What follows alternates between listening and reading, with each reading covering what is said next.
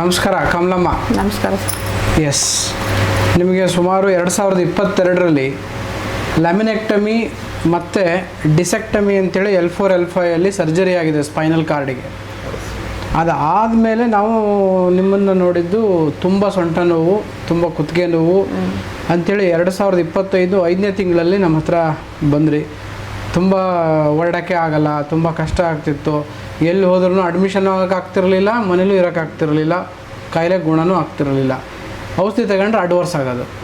ಈ ಥರ ಸಮಸ್ಯೆ ಬಂದಾಗ ನಿಮಗೆ ಭಾಳಷ್ಟು ವಿವಿಧ ರೂಪದಲ್ಲಿ ಚಿಕಿತ್ಸೆಯನ್ನು ಮಾಡಿದ್ವಿ. ಅಂದರೆ ಒಂದು ದೈವ ವ್ಯಾಪಾಶ್ರಯ ಚಿಕಿತ್ಸೆ, ಒಂದು ದೇವರನ್ನು ಮೊರೆ ಹೋಗೋದ್ರ ಮುಖಾಂತರ ಚಿಕಿತ್ಸೆ ಮಾಡುವಂಥದ್ದು, ಇನ್ನೊಂದು ಸತ್ವವಜ. ನಿಮಗೆ ಮನಸ್ಸು ಆ ಸ್ಥಿಮಿತದಲ್ಲಿ ಇರಲಿಲ್ಲ, ಆ ಮಾನಸಿಕವಾಗಿರ್ತಕ್ಕಂಥ ಶಕ್ತಿಯನ್ನು ನೀಡುವಂಥ ಚಿಕಿತ್ಸೆ ಸತ್ವವಜ ಚಿಕಿತ್ಸೆ ಅಂತ ಕೇಳ್ತೀವಿ. ಶರೀರ ಮತ್ತು ಮನಸ್ಸಿಗೆ ನೀಡುವ ಚಿಕಿತ್ಸೆ.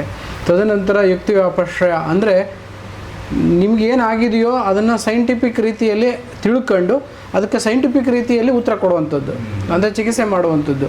ಈ 3 ವಿವಿಧ ಹಂತಗಳಲ್ಲಿ ಚಿಕಿತ್ಸೆ ಮಾಡಿ ನಿಮಗೆ ಲುಮಿನೆಕ್ಟಮಿ ಡಿಸೆಕ್ಟಮಿ ಆದಮೇಲೂ ಸಿವಿಯರ್ ಸ್ಪೈನಲ್ ಕಾರ್ಡ್ ಪ್ರಾಬ್ಲಮ್ ಇದ್ದಾಗ ಚಿಕಿತ್ಸೆ ಮಾಡಿ ಗುಣಮುಖ ಮಾಡಿದ್ವಿ. ಈಗ ಮತ್ತು ಸುಮಾರು 2026 5ನೇ ತಿಂಗಳು 1 ವರ್ಷ ಆಯಿತು. 1 ವರ್ಷ ಆದಮೇಲೆ ಈಗ ಸ್ವಲ್ಪ ನೋವಿದೆ ಅಂತ ಬಂದಿದ್ರಿ ಫಾಲೋ ಅಪ್ಪಿಗೆ.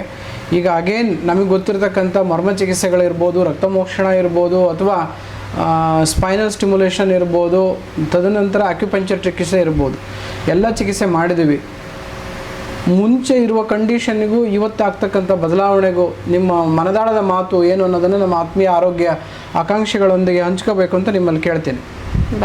ತುಂಬ ಬದಲಾವಣೆ ಆಗಿದೆ ಸರ್ ನನಗೆ. ಅಂದರೆ ನೋವು ಕಮ್ಮಿ ಆಗಿದೆ.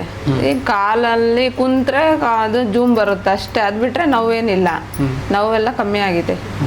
ಈಗ ಚಿಕಿತ್ಸೆ ಮಾಡಿದ್ಮೇಲೆ ಹೆಂಗ ಅನಿಸ್ತು? ಈಗ ಪರವಾಗಿಲ್ಲ ಸರ್, ಒಂದು ಸ್ವಲ್ಪ ಚೈತನ್ಯ ಬಂತ ಮನಸ್ಸಿಗೆ, ಕೈ ಕಾಲಿಗೆ ಒಂದು ಸ್ವಲ್ಪ ಶಕ್ತಿ ಬಂತು, ಚೈತನ್ಯ ಬಂತು, ಮನಸ್ಸಿಗೆ ಸಮಾಧಾನ ಆಯಿತು, ಒಂದು ಏನೋ ಆಶಾಭಾವ, ನಾನು ಪರವಾಗಿಲ್ಲ ಚೆನ್ನಾಗಿ ಆಗ್ತೀನಿ ಅನ್ನೋ ನಂಬಿಕೆ ಬಂತು. ಯಾವ ಊರು ನಿಮ್ಮದು? ಕಬ್ಳ, ದಾವಣಗೆರೆ ಡಿಸ್ಟಿಕ್ಕು. ಸೊ ನಮ್ಮ ಆತ್ರಯ ಆಯುರ್ವೇದದ ಮೇಲೆ ಅಪಾರವಾದ ನಂಬಿಕೆ ಇಟ್ಟು ಚಿಕಿತ್ಸೆ ತಗೊಂಡು ಮತ್ತೆ 1 ವರ್ಷ ಆದಮೇಲೆ ಬಂದಿದ್ದೀರಿ. ನಾವು ಭಾಳ ಧನ್ಯತಾ ಭಾವವನ್ನು ನಿಮಗೆ ಅರ್ಪಿಸಿ ಆ ಭಗವಂತ ಧನ್ವಂತರಿ ಆಶೀರ್ವಾದ ಹೀಗೆ ನಿಮ್ಮ ಮೇಲೆ ಆರೋಗ್ಯ ಕೊಡೋದ್ರ ಮುಖಾಂತರ ಇರಲಿ ಅಂತ ನಾನು ಭಾವಿಸ್ತೀನಿ.